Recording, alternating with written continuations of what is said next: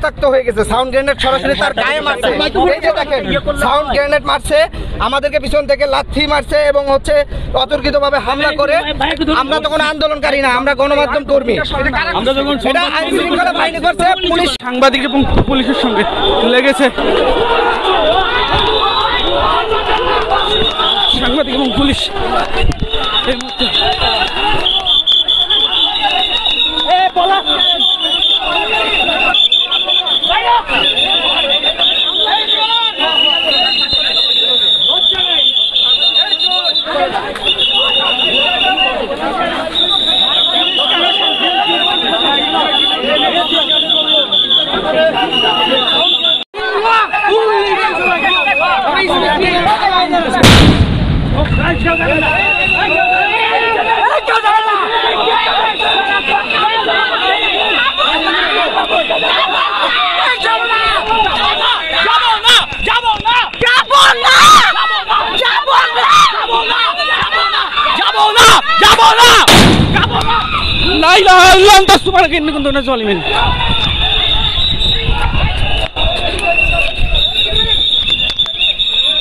একটা sound grenade বা cocktail সেটা আমার মাথার উপরে পড়ছে, মাথার উপরে পড়ে সাইডে পড়ে আমার হাতে লেগে ওটা বাস পেয়েছে।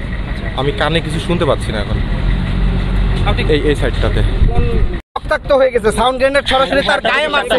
এই যে দেখেন সাউন্ড গ্রেনেড মারছে, আমাদেরকে পিছন থেকে লাথি মারছে এবং হচ্ছে অতর্কিতভাবে হামলা করে।